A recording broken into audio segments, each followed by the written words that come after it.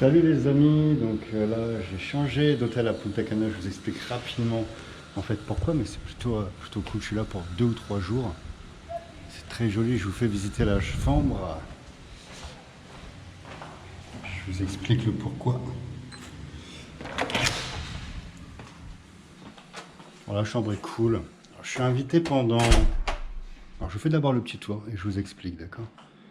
Donc voilà, je vais pouvoir pendant 2 jours. Je vais pas avoir beaucoup de temps, je pense, mais je vais en profiter pour bosser un petit peu. Il y a un mini bar ici. Il y a une belle salle de bain, une belle douche. Je vais prendre un bon petit bain ce soir. Là, vous avez les toilettes, je vais pas parce que c'est la tête, vous savez à quoi ça ressemble. Puis c'est voilà, un double lit avec le petit balcon ici.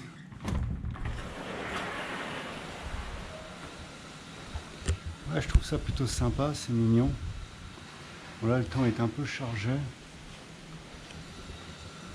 Le temps est chargé, en fait, je suis ici, j'ai été invité. J'ai eu quelques rendez-vous pour l'immobilier avec les investisseurs et puis une agence immobilière, comme vous avez pu voir sur Insta. Et puis, il me semble que j'ai fait un bout de vidéo, je ne sais pas si ça va être posté sur YouTube. En fait, j'ai reçu un message pas plus tard qu'hier soir me demandant si je voulais être membre du jury pour l'élection de Miss Mundo Latino. Alors, je ne savais pas trop ce que c'était. Et puis, j'ai dit, ouais, ok, ça peut être cool. Apparemment, c'est une très belle organisation. Il y a la presse, les médias dominicains, donc on va voir ce que ça donne. Et donc, je suis invité pendant 2 jours dans ce complexe qui est le Bavaro Princess quelque chose. Je pense qu'on est sur une suite comme ça. Je pense qu'on a entre 200 et 250 € la nuit pour vous faire une petite idée. Et en fait, donc, je vais participer, je vais être membre du jury et je vais donc voter pour la future Miss Mundo Latino. Alors, je ne sais pas si c'est une appellation qui est, comment dire, reconnue ou pas. Je ne me connais vraiment pas trop dans ce genre de concours, mais en tout cas, ça sera avec grand plaisir que je vais participer en tant que jury. Donc, je vais filmer tout ça avec la GoPro. Vous pourrez voir un peu, et puis si vous êtes sur Instagram, vous allez voir les stories.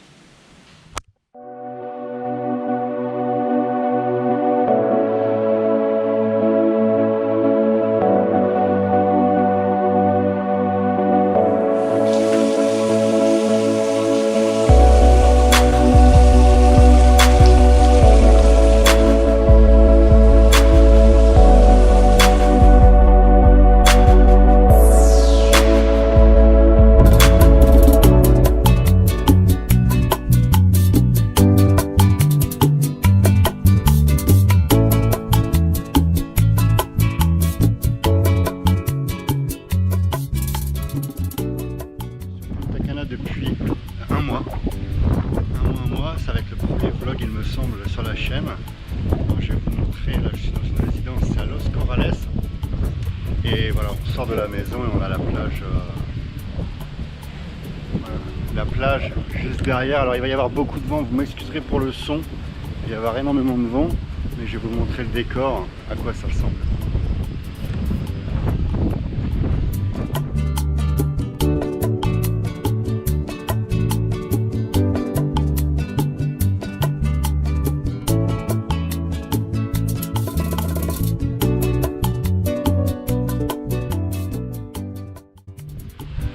Je vais mettre ici juste pour le son les amis, pour essayer de se cacher un peu du vent. Vous voyez un petit peu à quoi ça ressemble. Voilà, sable blanc, l'eau est magnifique. Voilà, vraiment magnifique. J'espère que le son ça va, il y a beaucoup de vent, vous m'excuserez. Allez, let's go.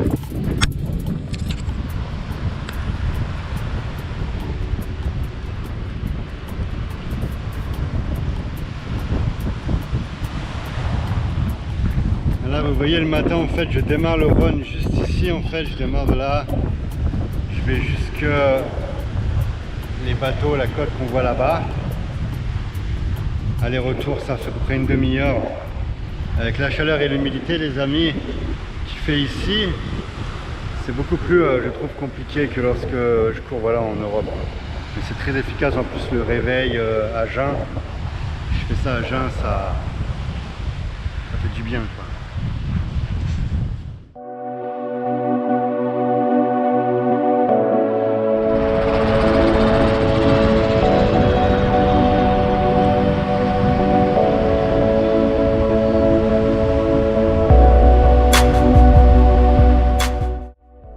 Alors c'est vraiment la bonne période pour voyager, vous vous en doutez, avec les mesures restrictives dues au Covid.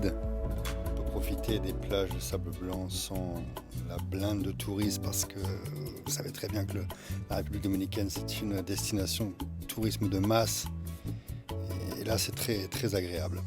Alors vous m'avez demandé est-ce qu'il était possible de rentrer en République dominicaine? Est-ce qu'il y avait des mesures? Est-ce qu'il y avait des tests? Alors, prendre en compte que les choses peuvent évoluer très rapidement. Moi, je suis rentré sur Saint-Domingue il y a à peu près 1 mois et demi maintenant. Au moment où je suis rentré, il n'y avait pas nécessité d'avoir un test Covid. Il y avait des contrôles au hasard lorsque vous arriviez à l'aéroport. Ils ont pris une petite dizaine de personnes sur l'avion, c'était vraiment très peu et ils ont réalisé des tests. Donc on pouvait rentrer assez facilement. Un petit détail aussi, pour le Mexique, c'est la même chose. Le Mexique n'a pas fermé ses frontières depuis l'arrivée du Covid. Donc il est possible de voyager au Mexique. Sur la République dominicaine, vous avez un couvre-feu. C'est un point qui est quand même important de connaître si vous voulez voyager en République dominicaine. Donc le couvre-feu, la semaine est à 21h. Et le week-end, samedi, dimanche, il y a un couvre-feu à 19h. Alors lorsque vous êtes en ville, la capitale, le couvre-feu est vraiment très respecté. Il y a des contrôles police. Vous ne pouvez pas sortir sans vous faire contrôler. Par contre, sur Punta Cana, ou là où il y a les plages, voilà, si vous n'êtes pas en attroupement, il n'y a aucun souci. Et il y a même certains bars, certains restaurants qui dépassent l'horaire. Tant que c'est sur la plage, ça pose aucun problème.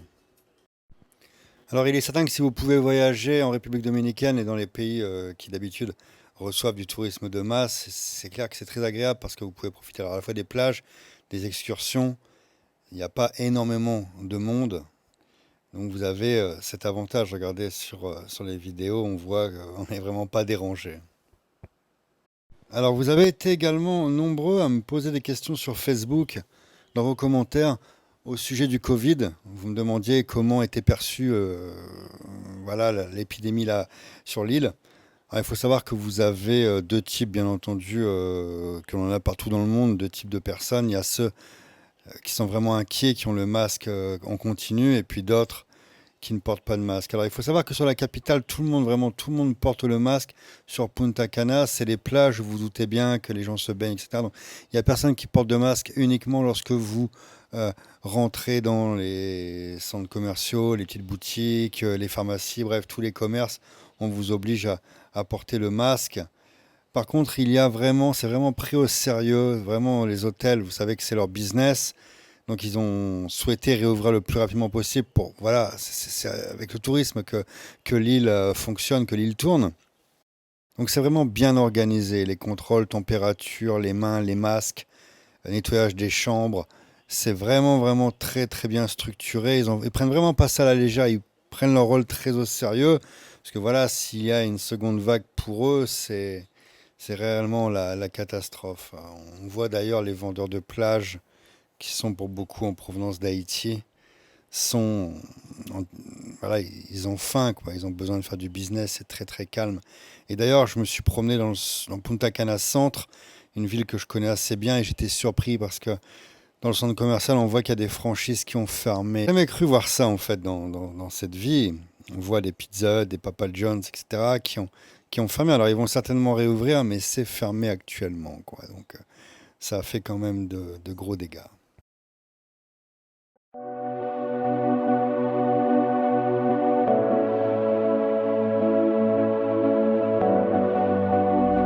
Les amis, je vais vous montrer à quoi ressemble la location. Voilà, ici à Punta Cana.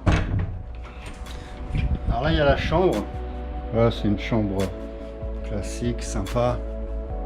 On a ici la salle de bain. Le coin WC.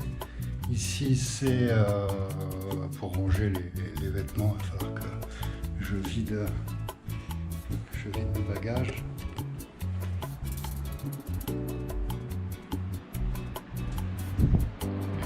Ici, on a la cuisine. Alors vous savez que pour la cuisine, c'est beaucoup des plats à emporter que j'utilise. Ici, on a, je vous fais voir la vue, j'ai un petit rooftop qui est plutôt agréable. Hop. C'est vraiment type Caribbean. Et là, il y a le rooftop.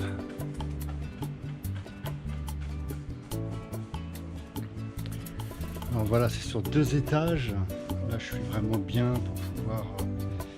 Je vais me poser ici, je vais prendre ce cadre comme ça pour enregistrer les vidéos. Ça va mettre un nouveau décor. Également bosser sur les formations. Et voilà, si je lève le petit rideau, voilà, la vue est relativement sympa. Il y a les Caraïbes tout autour.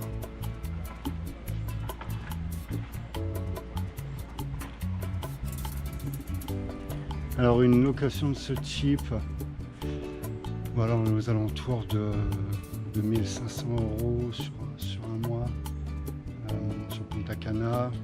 C'est pas quelque chose de récent comme vous pouvez le voir, mais par contre c'est, je trouve, une ambiance que j'apprécie. Ça change un petit peu. On voit, on est vraiment dans une ambiance des Caraïbes, donc ça c'est top. Et l'avantage aussi, voilà, c'est que j'ai les pieds dans l'eau, quoi. Je suis à quelques dizaines de mètres de la plage. J'y vais à pieds nus. Je saute dans l'eau le matin. Je fais mon footing aussi, donc c'est plutôt cool. C'est plutôt cool.